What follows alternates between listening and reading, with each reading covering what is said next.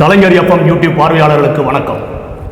இன்றைய நமது சிறப்பு நேர்காணலில் நம்மோடு இணைந்திருப்பவர் ஓய்வு பெற்ற பொருளாதார பேராசிரியர், திராவிட இயக்க சிந்தனையாளர் ஐயா சிவபிரகாசம் அவர்கள். ஐயா வணக்கம். வணக்கம். மற்ற மகிழ்ச்சி உங்களை சந்திக்கிறதுல ரொம்ப மகிழ்ச்சியா. ஐயா, இன்னைக்கு திராவிட இயக்கம் தமிழ் தேசியங்கிற ஒரு போர் போய்கிட்டே இருக்கு. சமீபத்தில் நாம் தமிழர் கட்சியினுடைய ஒருங்கிணைப்பாளர் சீமான் முன்னாள் முதலமைச்சர் மறைந்த கலைஞர் அவர்களை பற்றி ஒரு காட்டமான ஒரு அருவருக்கத்தக்க ஒரு கருத்தை சொல்லியிருந்தார். சரிகாரன் கருணாநிதி, சண்டாளன் கருணாநிதி, இந்த வார்த்தையை தமிழ் தேசிய உணர்வாளர்கள் மத்தியிலே முகஞ்சுளிக்கிற மாதிரி இருந்தது. இதை நீங்கள் எப்படி பார்க்குறீங்க? இது அவருக்கு நல்லது இல்லைன்னு என்னுடைய கருத்து. ஏன்னு கேட்டீங்க அப்படின்னா, இப்போ தந்தை பெரியாருக்கும் அண்ணாவுக்கும் உள்ள முரண்பட்டு அண்ணா 1949 திராவிட முன்னேற்ற கழகத்தை ஆரம்பித்தது. பெரியார் போல கடுமையாக விமர்சனம் வைத்தவர் யாரும் இல்லை அரசியலில். அதை அண்ணா கண்டிட்டு 1967 1949 திராவிட முன்னேற்ற கழகம் ஆரம்பித்து, அது ஆரம்பித்தது கூட எதற்காக அப்படின்னா, நம்ம பேசுகிறது வைக்கிற கோரிக்கைகள் சித்தாந்த மேம்பாட்டு செயல்பாட்டுக்கு அரசு அதிகாரம் இருக்க வேண்டும். ஏனென்றால் 1940 வெள்ளையனை வெளியேற்றிட்டோம், சுதந்திரம் அடைந்து விட்டது. இப்போ நம்ம போகலன்னா வேற யாரும் இருப்பான். அவன்கிட்ட போய் நீங்கள் விண்ணப்பம் கொடுத்துக்கிட்டு இருக்கிறத விட நாமே அதிகாரத்தில் இருந்து ஆணையிடுகின்ற பொறுப்பு நமக்கு வாய்ப்பு இருக்கும், பயன்படுத்திக் கொள்ள வேண்டும் என்ற ஒரே காரணத்திற்காக தான் தந்தை பெரியாரிடமிருந்து பேரறிஞர் அண்ணா விலகி வந்தார்.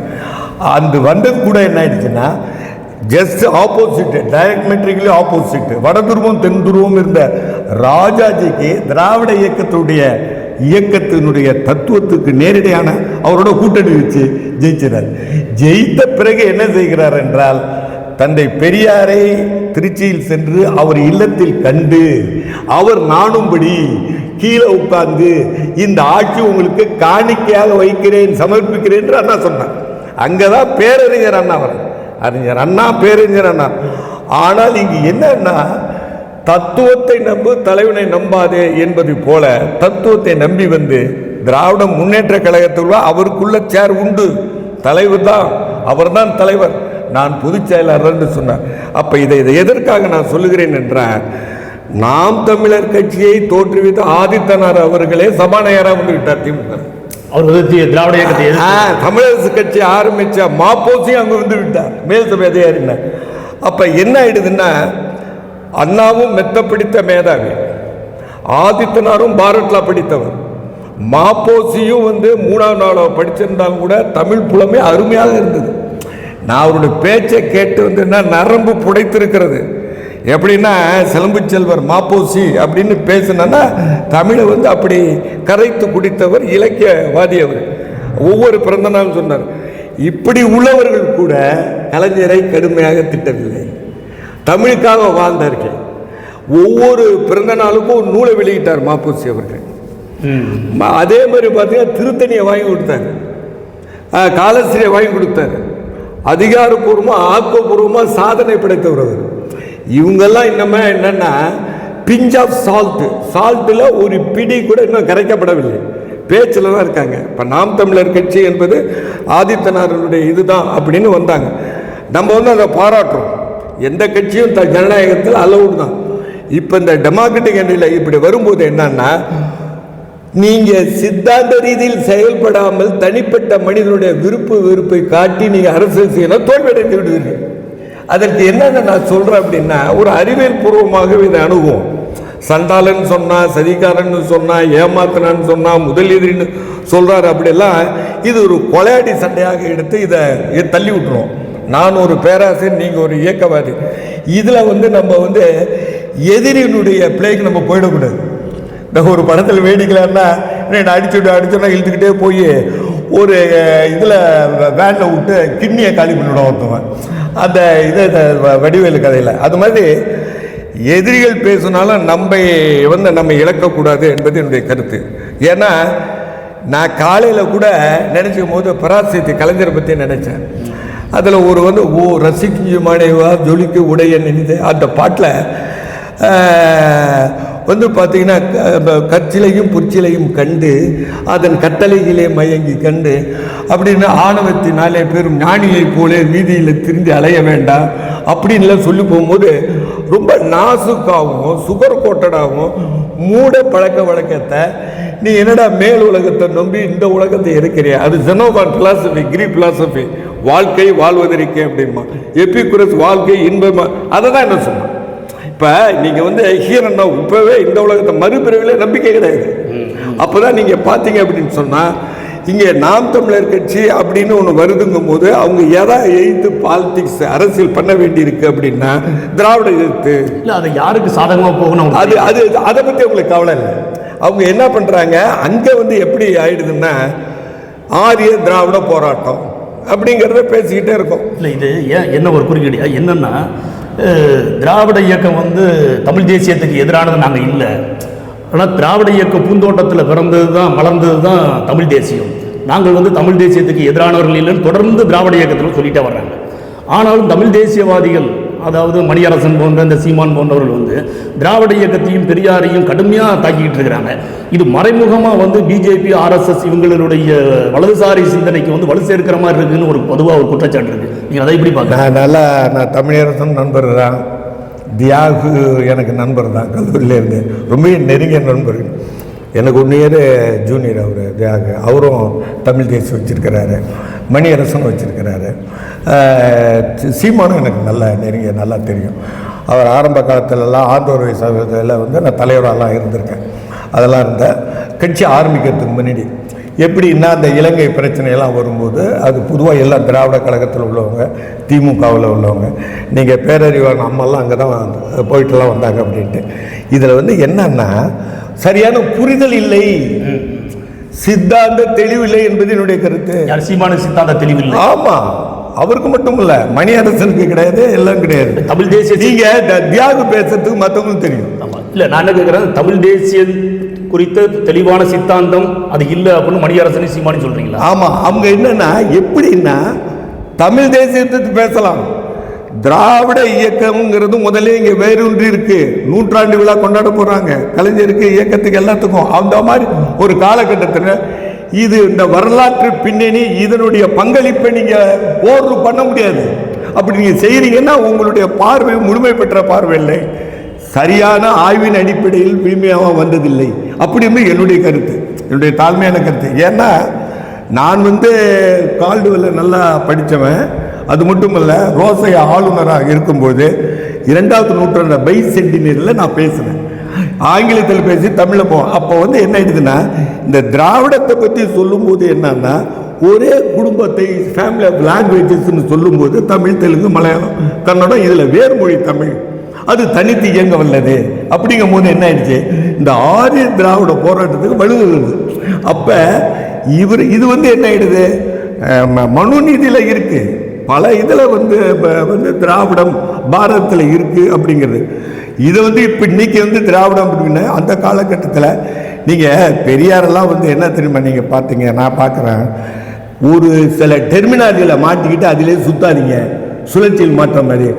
அதை தாண்டி வரலாற்று உண்மையை பாருங்கள், அதுலேயும் இந்த வரலாறு எழுதியவன் யாருன்னு பாரு, வரலாறு எழுத மாற்றுவதற்கு பாரு, எல்லாம் ஹியூமன் வெல்ஃபேர் தான் அப்படிங்கிற ஒரு கட்டத்தில் போகும்போது இவர்கள் என்ன பண்ணுறாங்க அப்படின்னு சொன்னால், கால்டுவெல்ல நீங்கள் பற்றி சமீப கூட ஒரு உரை வந்து வாலாசாவெல்லாம் ரொம்ப அற்புதமாக பேசினார்.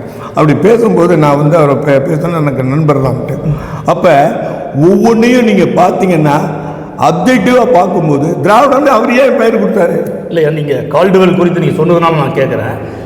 கால்டுவெல் வந்து திராவிட இதுக்கு வந்து ஒப்பிலக்கணம் கண்டார். அதாவது தமிழ் வந்து சமஸ்கிருதம் இல்லாமலே தனித்து இயங்க வல்லது தமிழ் அப்படிங்கிறார். அவர் கால்டுவெல்ல வந்து ஆர்எஸ்எஸ் இந்த வலதுசாரி சிந்தாந்தம் உள்ளவங்க எதிர்க்கிறது நம்ம புரிஞ்சுக்க முடியுது. ஆனால் தமிழ் தேசியம் பேசுகிறவங்களே கால்டுவெல்ல வந்து கடுமையாக எப்படி ஆர்எஸ்எஸ் பிஜேபி எப்படி எதிர்க்கிறாங்களோ அதே மாதிரி இவங்களும் எதிர்க்கிறாங்களே, அதை எப்படி பார்க்குறது? இதில் நான் என்ன நினைப்பேன்னா, வலதுசாரி இது இடதுசாரின்னு சொல்கிறதே ஒரு டெர்மாலஜிக்கல் மிஸ் அண்டர்ஸ்டாண்டிங், மிஸ்லீடிங்னு முன்னாடி சொல்லுவார். இது developed country, advanced country, industrial country அப்படிலாம் சொல்ல, ரிச் கண்ட்ரி, போர் கண்ட்ரின்னு சொல்லும் பாரு. அதில் அது மாதிரி இங்கே வந்து என்னன்னா, இங்கே வந்து என்ன ஆயிடுச்சு, ஒன்றும் இல்லை, 1956க்கு பிறகு சிந்தனை மாறுது. மொழிவழி தேசிய இனங்கள் அடிப்படையில் இந்தியா பிரிக்கப்பட்ட பிறகு, அதுவும் தமிழ்நாடு எல்லாம் வங்காளத்திலேருந்து குஜராத்திலேருந்து எல்லாமே மாறினதில் ஒரு 28 மாநிலம் வந்துச்சு.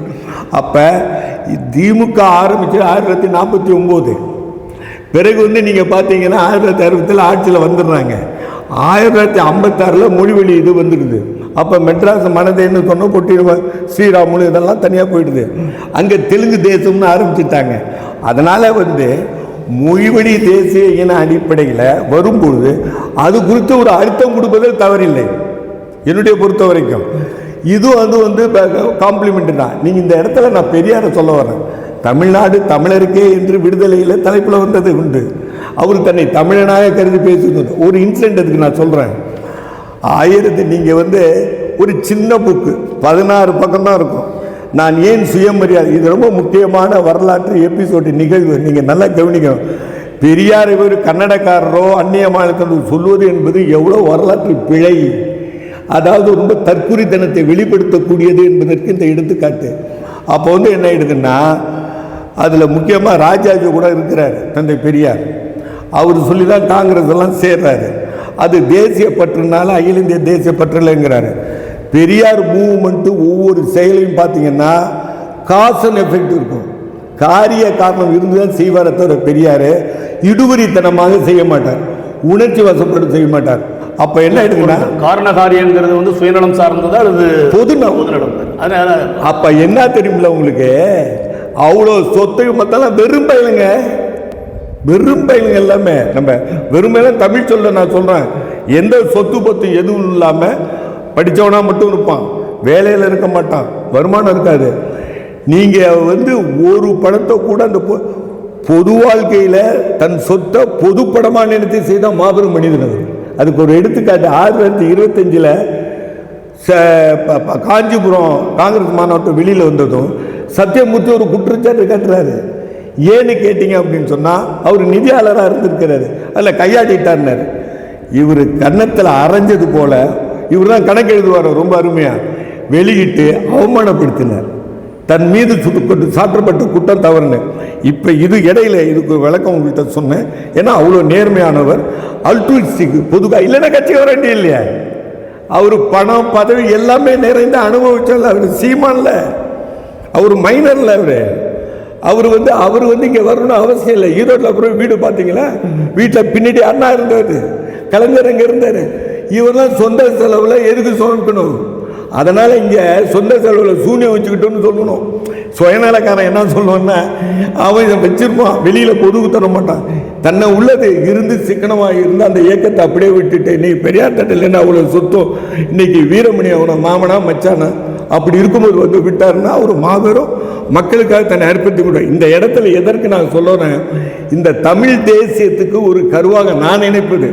ஏன்னா நான் எப்போதும் ரிசர்ச் ஸ்காலர் அப்படிங்கிற ஒரு டாக்டரேட் வாங்கி என்னுடைய பிஹெச்டி ஹார்வர்டில் இருக்கிற ரெஃபரன்ஸில் டெம்பிள் லேண்ட்ஸ்ன்னுட்டு அப்படி ஒரு சிறப்பு வாய்ந்த ஆய்வு பண்ணதுனால எனக்கு பெரியாரை நான் நேரடியாகவே மூலத்தை படித்து பார்க்கும்போது இந்த தமிழ் தேசியவாதிகள் இப்படி இருக்கிறாங்கன்னா அப்படி அவரை புரியாமல் இவர் பேசுகிறார்கள்.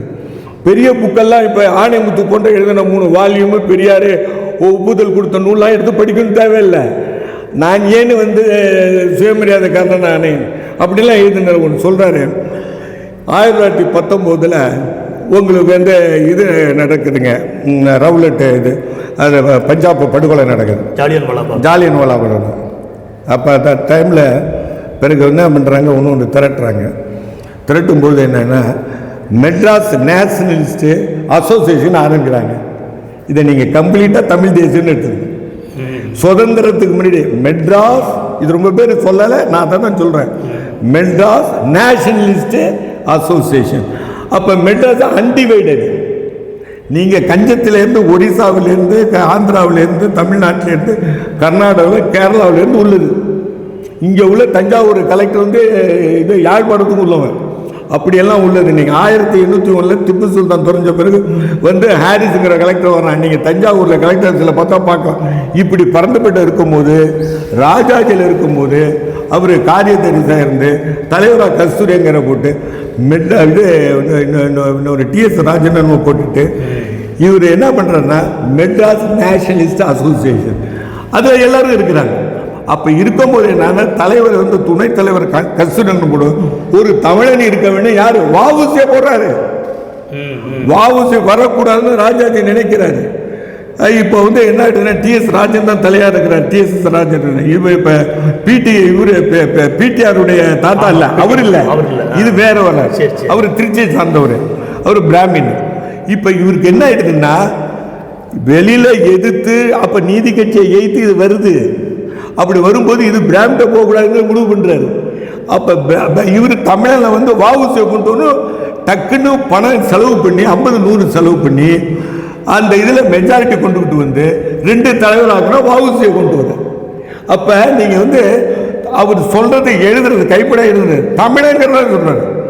நான் தமிழன் இருக்கிறதுனால பெரியாரு, நான் தமிழங்கிறதுனால ஒரு தமிழனை விட்டுறக்கூடாது, நம்ம இருக்கணும். தமிழன் இல்லாதவங்க இருக்க மற்றவங்க கன்னடம் சொல்லி அது ஏங்க பகுதியில் போய் இப்போ என்னுடைய சொந்தக்காரங்கெல்லாம் ஆந்திராவில் நெல்லூர்லலாம் இருக்காங்க, பொண்ணு கொடுத்து எடுக்கணும், தெலுங்கு தான் பேசுவாங்க. இல்லை அவங்க என்ன சொல்கிறாங்கன்னா 38 வந்து தமிழ்நாடு தமிழருக்குன்னு சொன்னார்.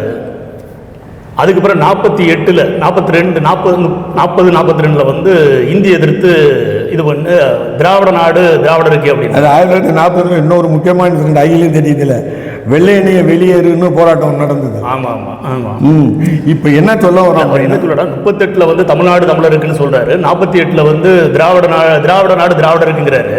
அதுக்கு பிறகு 56 வந்து மீண்டும் தமிழ்நாடு தமிழருக்குன்னு சொல்றாரு. இதுல முடிச்சுதான் இதை வந்து என்னன்னா அவர் பெரியார் வந்து எதுவும் ஒரு உறுதித்தன்மை அற்றவர் அப்படிங்கிற மாதிரி இன்னைக்கு தமிழ் தேசியவாதிகள் சொல்றாங்களே, மணியரசன் போன்றவர். நீங்க எப்படி அதை எப்படி பாக்குறது? இல்ல இல்ல இல்ல, ஒரு என்ன லெனின் சொல்லுவாரு, ஸ்தூலமாக கிரவுண்ட்ல என்ன இருக்குன்னு பாரு.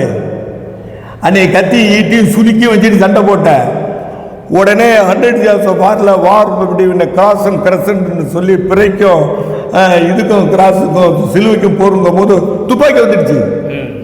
நீ அப்போ உள்ள பழசை வச்சுக்கிட்டு நேருக்கு நேரு சண்டை போட்டு நெஞ்சை காட்டுற முதுகுல காயது கூட இந்த புறநானூறு கதையெல்லாம் போய் பேச முடியாது.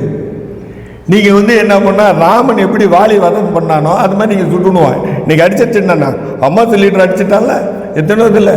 அப்போ வந்து மாடர்ன் வார்ஃபேரில் அப்படி வரும்போது இங்கே வந்து என்ன களத்துக்கு தகுந்தபடி விளையாடுறாரு. நீங்கள் அப்படி சொன்னால் இன்னொன்று சொல்லலாம், 1934 ஈரோடு திட்டம் கொண்டு வர்றாரு, அது கம்யூனிஸ்ட் திட்டம் தான், அதை விட்ரா பண்ணிக்கலாம். ஆனால் பெரியார் இன்னைக்கு இருக்கிறாரு, இதை எய்த்தவெல்லாம் இன்னைக்கு இல்லை. பெரிய வில்லாதி வில்லன் வீரமணி கண்டம் பெரிய புரட்சி அப்படியே ரஷ்யாவிங்க கொண்டு வருவேன், அப்படியே மாவோயிஸ்ட் அர்பன் எல்லாம் எங்கே காணும்? எங்கே காணும்? நீங்கள் ஏன் இல்லை? அப்போ இங்கே என்ன நடக்கும் எது வெல்லும்னு கண்டுபிடிச்சவர். மனுக்கு தெரிந்த மார்க்சிசம்னு சொன்னாலும் கூட எதாக இருந்தாலும் பெங்காலா போயிடுச்சு, ஏதோ கேரளாவில் மட்டும்தான் இருக்குது, ஏதோ சில காம்ப்ரமைஸில். அதுவும் வந்து பார்த்தீங்கன்னா மலையாள நேஷனாலிட்டி தான் வரும். அப்போ இன்னைக்கும் திராவிட இயக்கம் இருப்பதற்கு காரணம் பெரியார் தான் காரணம். அப்ப என்ன காரணம் அப்படின்னா இது மாறுனதுன்னு இல்லை, உறுதி கொள்கையில உறுதியா இருந்தாரு. இப்ப ராஜாஜியோட அவர் குளோஸா இருந்தாரு, தன் தத்துவத்தை விடலையே, தன்னை இழக்கலையே, தானாவே இருந்தாரு. அதனால காம்ப்ரமைஸ் பண்ணிட்டாரு, சமரசம் பண்ணிட்டாருன்னு சொல்லுவதெல்லாம் அரசியல் நடத்த தெரியாதவர்கள். இன்னொன்னு, இது தேர்தல் கட்சி இல்லை, இது சமூக நீதி கட்சி. ஊருக்கு ஒரு 10 பேரை உள்ள தூக்கி போட்டான்னா இயக்கத்தை யார் நடத்துவாரு?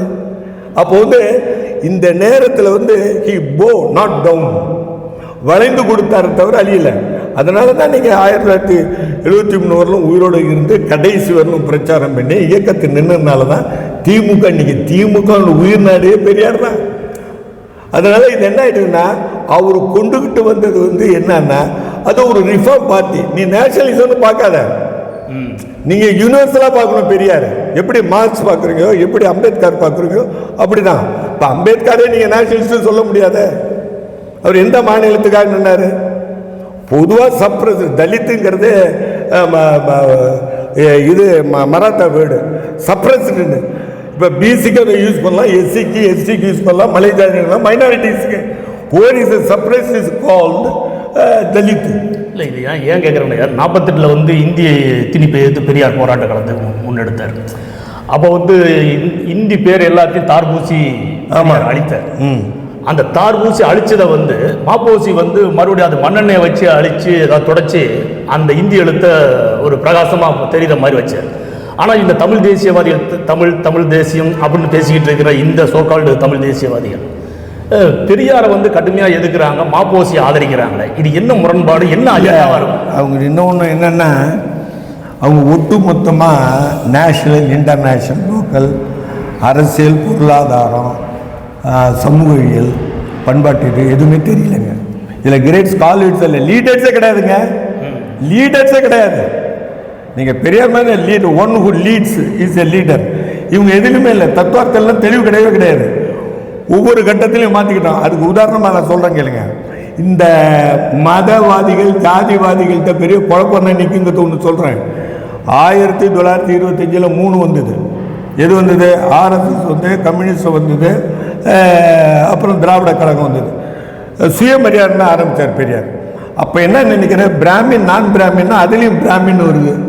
அப்போ வந்து பிராமின் இல்லாதவங்களாம் என்ன சொல்கிறது, கால்டுவெல் துணை கொடுத்துட்டார். இவங்கெல்லாம் என்ன பண்ணுறா, ஆரியம் இல்லாதது, ஆரிய லிட்ரேச்சர் இல்லாதலாம் திராவிடன்னு சொல்லு. இப்போ இந்தியா முழுவதும் அப்ளிகபிள், உலகம் முழுவதும் அப்ளிகபிள். இன்றைக்கி கமலா ஹாரிஸ் வந்து பிராமணர் போனால் ஐடென்டிட்டி கிடையாது. இன்னும் நீங்கள் பார்த்தீங்கன்னா அவர் வந்து மொழியாக இருந்தாலும், இனமாக இருந்தாலும், எதுவாக இருந்தாலும் கற்பிக்கப்பட்டது. அது வந்து மேன் மேடு. இப்போ நான் நினைக்க கமலா ஹாரிஸுக்கு என்ன நேஷனாலிட்டி, அமெரிக்கன் நேஷனாலிட்டி.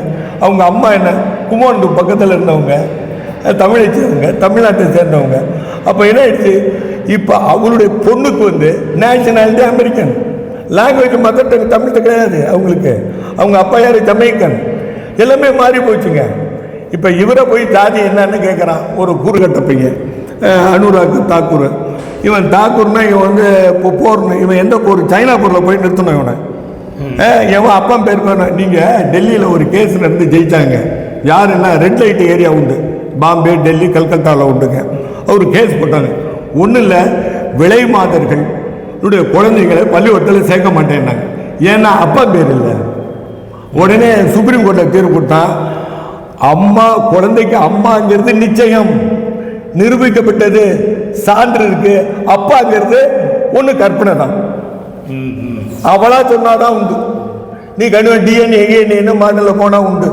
அது மாதிரி ஒரு சயின்டிஃபிக் வேர்ல்டில் அது மட்டும் இல்லை, அப்பா எல்லாமே குழந்தை பிக்கலான்னு வந்துடுச்சு. இல்லை, இதுதான் பெரியார்கிட்ட கேட்கும்போது அப்பம் பேர் உங்கள் அப்பா யார் அப்படிங்கிற மாதிரி ஒருத்தர் கேட்கும்போது அது எங்கள் அம்மாவுக்கும் அவருக்கும் உண்டான பிரச்சனை. ஆமாம், அது மட்டும் இல்லை, பொது உணவு பற்றி பேச மணி அனுப்பினா வந்து அழைச்சிட்டு போனேன்னு. அவர் மாதிரி நீங்கள் சிந்திக்கிறதுக்கே துணிச்சல் கிடையாதுங்க. ஒரு கட்டத்தில் பேசுகிறாரு, எவன் வேணோ பேசுகிறான், பொண்டாட்டியோட நான் விடுதலை போராட்டத்துக்கு நான் போனேன், எவன்டா தேசியவாதின்னு கேட்குறேன். பதில் சொல்லுங்க. நீங்கள் நல்லா கவனிச்சு பாருங்க. தன்னுடைய சகோதரியும் மனைவியும் வைத்துக்கிட்டு ஜெயிலுக்கு போன ஒரு மாபெரும் தலைவன் அவன் தான், அந்த ஆள் தான். அவனு சொல்கிறதுக்கு நாக்க எனக்கு கூசுது. அந்த மாதிரி எதற்காக நான் சொல்கிறேன்னா, நீங்கள் கருத்து முரண்படலாம், ஆனால் அந்த தியாகத்தை மதித்தாங்க. இப்படி பேசுனீங்க அப்படின்னா நீங்கள் என்னன்னா, அவர் நடத்திய போராட்டங்கள் எல்லாமே வந்து பார்த்தீங்க அப்படின்னா அவர் சும்மாவே இல்லை. மார்க் சொன்ன மாதிரி லைஃப் இஸ் எ ஸ்ட்ரகிள் பண்ணார் அவர். அவருக்கு என்ன வருது அப்படின்னா, அவர் கம்யூனிஸ்ட் தான். ஸ்டாலினை பார்த்தார், எல்லாம் பண்ணார். ஆனால் அவர் என்ன நினைக்கிறாரு, இந்த மடையர்களிடையே, முட்டாள் கும்பத்துகளிடையே இவன் நல்லவனாக இருக்கும், வல்லவனா இல்லை. இவனுக்கு வந்து தெளிவு வரணும். What is what? அம்பேத்கர் சொல்வார், அடிமையாக இருப்பவனிடம் அடிமை என்பதை உணர்த்தி விடு, அவன் தன்னை விடுவித்துக் கொள்வான். அதை தான் இவர் செய்தார். அதை தான் மாவோ சொல்வார், in building a new society first you revolutionary thinking process of the people. நீ புதிய சமுதாயத்தை படைக்க வேண்டும் என்று சொன்னால் முதலில் அவனின் சிந்தனையில் வந்து புரட்சி ஏற்படுத்தணும். அதை தான் சொன்னார். கடவுள் இல்லைன்னு சொல்லும் போது கூட எதற்காக சொல்ல வர, இப்படி தான் பார்க்கணும். நீ வந்து தேசியத்தை வச்சு பேசிட்டு இருக்க, அவன் எவனா இருந்தாலும் இருக்கட்டுமே. இப்போ நீங்கள் வந்து தமிழ் தேசியம்னா 28 ஸ்டேட்டில் ஒன்று எதுவும் பண்ணிட முடியல. அதை காட்டிலும் தமிழ் தேசியம் பேரை வச்சுட்டு தமிழ் தேசியம் அப்படின்னு சொல்லிட்டு, ஆனால் இந்திய நாடாளுமன்ற தேர்தலில் போட்டி போடுறதே ஒரு முரண்பாடாக தான் இருக்குது சார். இவங்க அதான் தான் சொல்கிறேன் நான் வந்து, இது ஹோலிஸ்டிக் வியூமா. நீங்கள் அந்த குரவை வந்து அணில் எலி கிடைச்சின்னா அப்படியே சுட்டு தின்ட்டு போடுவோம். அடுத்த எங்கே தங்கிறது என்ன தொழில். அதுபோல் இவங்க தமிழ் தேசியத்தை குறுகிய பார்வைன்னு பார்க்கிறார்கள். இந்த கான்ஸ்டியூஷனில் எது பாசிபிள் எது இம்பாசிபிள்னு பார்க்கல. அவங்கெல்லாம் என்ன பண்ணாங்க, ஒன்றும் இல்லை, 1962 திராவிட நாடு கோரிக்கையை விட்டு விட்டது. அதற்குள்ள தலங்கள்லாம் காரணங்கள்லாம் இருக்குன்னு அண்ணா விட்டுட்டார். அதுதான் புத்திசாலித்தனம். ஏன்னா இப்போ திராவிடங்கிறது எங்கே போயிடுச்சு, உத்தரப்பிரதேசத்தில் ஒன்றும் நம்பாலாக இருக்கான், பீகாரில் உள்ளவனா. நான் வந்து நேஷனல் லைப்ரரியில் கல்கட்டாவில் இருந்துட்டு ஒருத்தன் பார்த்தா பின்னாடியே போனேன் ஒரு 50 கஜம். அப்புறம் திரும்பி பார்த்தா அவனுடைய மதர் டங் வந்து எனக்கு ஹிந்தி அப்படின்னா. உருவத்திலையும் அவனுடைய இதுலையும் பார்த்தீங்கன்னா 100க்கு 100 சவுத் இந்தியன் மாதிரி இருக்கான். அதில் தான் இவர் என்ன சொன்னார், கால்டுவெல் வந்து பிராகிவிலேருந்து எல்லாம் திராவிட மொழி எங்கே பார்த்தாலும் இருக்குது. இல்லை நீங்கள் அப்படி சொல்கிறீங்க, ஆனால் திராவிடங்கிற ஒரு சொல்ல வரலாற்றில் கிடையாது, சங்க இலக்கியத்தில் கூட திராவிடங்கிற பேர் கிடையாது அப்படின்னு சொல்கிறாங்க. இது இல்லை மனுலாம் ட்ரூனா விரட்டிட்டு டிரைவ் அவேன்னு முதல் வேர்டுங்க. ட்ரூனா டிரைவ் அவே அப்படின்னு நார்த் இந்தியாவில் இருந்து இங்கே வந்ததுனால தெற்கு. நீங்கள் அதில் பார்த்தீங்கன்னா தட்சிணம், தெக்கானம், திராவிடம், இது இன்னும் தமிழ் சொல்லுன்னே நான் நினைப்பேன். நான் ஒரு துப்புன்னு எழுதினேன், அகண்ட தமிழகமே திராவிடம். ஏன்னா எங்கேருந்து நம்ம ஹாஃப் ஸ்டெப் அண்ட் ஜம்ப் பிட்டில் ஒரு பிட்டில் காலை வச்சு தாண்டுவோம், அப்படி தாண்டக்கூடிய அந்த பிட்டு எது ஊன்றி தளர்கிறதுன்னா அந்த தமிழ்நாடு. அது அங்கே இருந்தா ஏன் அப்படி வருதுன்னா, கால்டுவெல் வந்து அவரும் ஒரு விதத்தில் ஆரியன் தான் சொல்லணும். ஐலண்டு நம்ம அன்னி பெசன்ட் என்ன சொல்லுவான், அவரு பாப்பாச்சி அப்படிலாம் கிண்டல் பண்ணுவாங்க. அவர் ஐரிஸ் லேடு, ஐரிஸ் ஆரியன் அப்படிலாம். ஸ்காட்லாந்து கால்டுவெல் அப்படி இருந்தார். நீங்கள் அருமல்ல இது மேக்ஸ் முல்லர்லேருந்து எல்லாமே அவங்க உதவங்களாம் பிரிட்டிஷ் பீப்புள், ஜெர்மன் பீப்புள், அவங்களாம் என்ன அப்படி இருந்து கூட அப்ஜெக்டிவ் ஆராய்ச்சி பண்ணி பழையது சொன்னாங்க. அப்போ மொழியில் என்ன முக்கியம்னா, பாணினி எழுதிய அந்த கிராமருக்கும் தமிழில் உள்ள தொல்காப்பியத்துக்கும் சம்பந்தம் இல்லை. தொல்காப்பியர் கூட சொல்லலாம், ஆனால் என்பனார் இப்படியெல்லாம் இருக்கும்போது இதுக்கு முன்மையிலே கிராமரியன் இருந்திருக்கான்னு சொல்லி ஏன் ஒன்றும் இல்லை. இப்போ மேஜருக்கு நாற்காலி இதுக்கெல்லாம் ஆண் பால் பண்ணி சொல்ல முடியுமா? அப்படி சொன்னால் எப்படி கண்டுபிடிக்க முடியும்? இல்லை, இந்த இடத்துல ஒன்று சொல்ல முடியுங்க, உயிருள்ள பொருள்களுக்கு உயிரினா ஆண் பால் பெண்பால் உண்டு என்பது தொல்காப்பியருடைய. அதை வைத்து பர்ஷியனாக இருக்கட்டும், சான்ஸ்கிரிட்டாக இருக்கட்டும், அரபிக்காக இருக்கட்டும், ஹீப்ருவாக இருக்கட்டும், இதை விட சிறந்த மொழி தமிழ் மொழி, செம்மை மொழி அப்படிங்கிற நிறுவனர். அதுதான் அந்த பெருமை. அதை வச்சுக்கொண்டு நீங்கள் வந்து இப்போ கூட்டு குடும்பத்தில் வந்து அவனுக்கு கல்யாணம் ஆன மனைவி மக்கள்லாம் உண்டு, அது மாதிரி இருப்பது யாரும் எதிர்க்கல. அப்போ என்ன சொல்ல வர அப்படின்னா, தமிழ் தேசிய நீ பேசுவதுனா தப்பு இல்லை, நீ வந்து ஜனநாயக முறையில் நீ வந்து வா.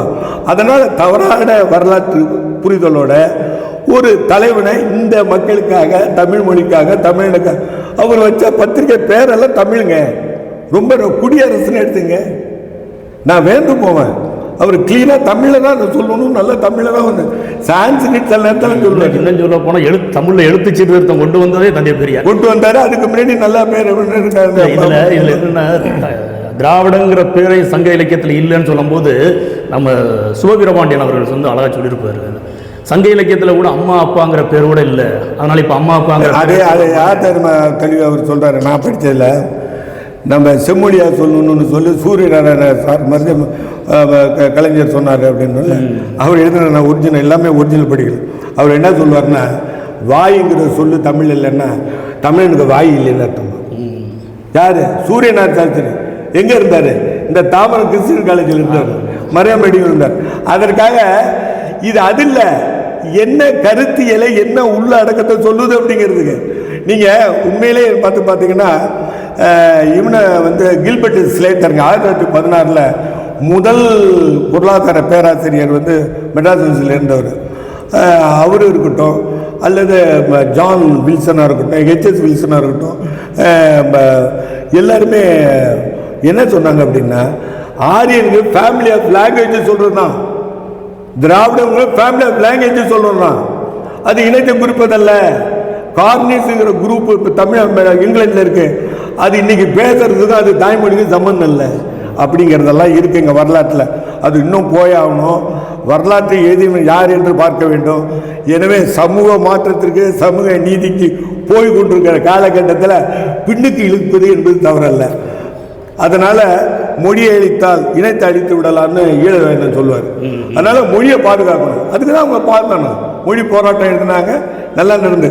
அதனால் ஒருத்தவங்களை வந்து இழிவுபடுத்தி நம்ம வளம் நினைக்காம இந்த ஜனநாயக நாட்டில் வாக்கு வங்கி அரசியல் பண்ணல. பெரியார் பண்ணலை.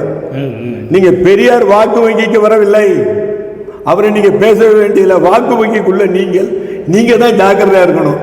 நீங்கள் வாழ்வதா சாவதா என்பது உங்கள் கட்சியில் இருக்குது, உங்கள் கொள்கையில் இருக்குது, ஒரு நடவடிக்கை. அதாவது இப்போ தமிழ் தேசியம் பேசிக்கிட்டு இருக்கிறவங்களுக்கு ஒரு வரலாற்று புரிதல் இல்லை அப்படின்னு நீங்கள் தெளிவாக சுத்தமாக இல்லை. ஆமாம். வாழ்ந்தாலும் தமிழுக்கும் தமிழருக்காய் வாழ்வேன், வளைந்தாலும் நெளிந்தாலும் தமிழ் பொருட்டே ஆவேன், தாழ்ந்தாலும் வீழ்ந்தாலும் தமிழ் மேல்தான் வீழ்வேன், தனியனாய் நின்றாலும் என் வழி மறைவேன் அப்படின்னு பாவலர் பெருஞ்சித்திரனார் அழகாக சொல்லியிருப்பார். அவர் அவ்வளோ பெரிய ஒரு தமிழ் தேசியவாதி. அவர் பெரியாரை பற்றி சொல்லும்போது சொல்கிறாரு, பெரியார் என்கிற ஒரு மனிதர் இல்லை அப்படின்னா தமிழ் சமூகத்தின் மீது போர்த்தப்பட்ட அந்த இருள் விடையிருக்காது. நான் இன்னொன்று நான் சொல்லி முடிக்கிறேன். கலைஞர் சொன்னார், நாட்டால் இந்தியன், மொழியால் தமிழன், இனத்தால் திராவிடன். இவர் நம்ம சூப்பர் ஸ்டார் ரஜினிகாந்த், அவரும் திராவிடம் தான், அவரும் தலித்து தான். அவர் போயிருக்கும் போது எந்திரன் படத்துக்கு போனப்போ போட்டி காட்டிட்டு பால் தாக்கரேட்ட பேசிட்டு இருக்கும்போது, நான் முதலில் மராத்தி, அடுத்தது நான் இந்தியன், இது தமிழன், அப்புறம் கடைசியில் இந்தியன். அதனால் மொழி பேசுறது அப்படிங்கிறது ஒன்று இருக்குது, அந்த ஐடென்டிட்டி அடையாளம்னு ஒன்று இருக்குது, அதை இழந்துடக்கூடாதுன்னுட்டு. அதனால் பெரியாரை பொறுத்தவரைக்கும் தமிழனாக தான் வாழ்ந்தார், தமிழுக்காக வாழ்ந்தார், அவனுடைய விடுதலைக்காக வாழ்ந்தார், சமூக விடுதலைக்காக வாழ்ந்தார். அதைத்தான் இன்னொன்று, அவர் இந்த அரசியலில் வாங்கு காலத்தில் அவரை பற்றி பேசுவதே தவறு. அதை நீ மிஞ்சி நீ செய்ய.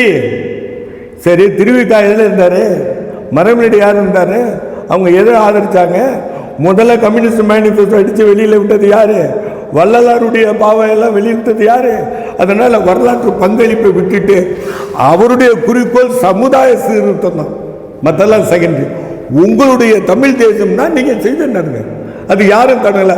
அதுவும் திராவிட சித்தாந்தம் அறவே இல்லை, அதற்கு ஆதரவாக இருக்கிறது. அதில் வந்தவர் தானே மலையாளின்னு சொல்லுங்க எம்ஜிஆர். தமிழ் பல்கலைக்கழகம் யார் எடுத்து வந்தது? அவர் தமிழ் ஜாதியை ஒழிக்கணும்ன்றது யாரு? தமிழனை பிரிக்கின்ற ஜாதியை போக்கணும்னா நின்னாரு பெரியாரை பற்றி. அதனால மாவோ சீத்து போல அவர் புரட்சி செய்தார். இறுதியாக ஒன்று சொல்ல நான் ஆசைப்படுகிறேன். 2500க்கு முன்னாடி புத்திசம்னு சொல்லி ஒரு புத்தகம் நேஷனல் ட்ரஸ்ட்டை வெளியிட்டாங்க. அதில் ஃபோர்வேர்டு அணிந்துரை சருப்பள்ளி ராதாகிருஷ்ணன் கொடுத்தார். அவரும் நம்ம திருத்தணி தமிழ்நாட்டை சேர்ந்தவர், சென்னை பல்கலைக்கழகத்தில் படித்தவர். அவர் என்ன எழுதுகிறாருன்னா, Buddha believed in rationality and humanity, not in magic, not in punya Bava and other things. அதனால் புத்தர் என்பவர் எதை நம்பினார் என்றால் பகுத்தறிவிலும் மனித நேயத்திலும் நம்பினார். அதுதான் மறுபிறவி, அதுதான் தொடர்ச்சியை நீங்கள் காணலாம் பெரியார். நல்ல தோழர், உங்களை சந்திச்சதில் ரொம்ப நல்லது. ஏன்னா தொடர்ந்து தமிழ் தேசியவாதிகள் பெரியாரையே காயப்படுத்துகிறாங்க. அதனால் கொஞ்ச நேரத்துக்கு முன்னாடி நான் சொன்னபோது பாவலர் பெருஞ்சித்திரனார் சொல்லியிருப்பார், இந்த 3000 ஆண்டு வரலாற்றை மாற்றி அமைத்த பெரும் பங்கு பெரியாருக்கே உண்டு அப்படின்னு சொல்லியிருந்தார். அதுவே இந்த தமிழ் தேசியவாதிகளுக்கு உண்டான ஒரு பதிலாக. அதான் நான் தமிழன் தான், முதலும் முடிவும் நான் தமிழன் தான். அதே நேரத்தில் தமிழ் தேசியத்தை தலைக்க செய்ய வேண்டும், வளர்ச்சி அடைய செய்ய வேண்டும், மக்களிடையே கொண்டு போய் செல்ல வேண்டும் என்றால் திராவிட சித்தாந்தம், திராவிட இயக்கத்தினுடைய விழுமிகளை அனைத்து செல்லாமல் வளர முடியாது, வாழ முடியாது என்பது என்னுடைய முடிவு. நன்றி தோழர், நேரத்தை ஒதுக்கி அருமையான கருத்துக்களை பகிர்ந்து கொண்டதுக்கு ரொம்ப மகிழ்ச்சி. நன்றி, இந்த வாய்ப்புக்கு நன்றி.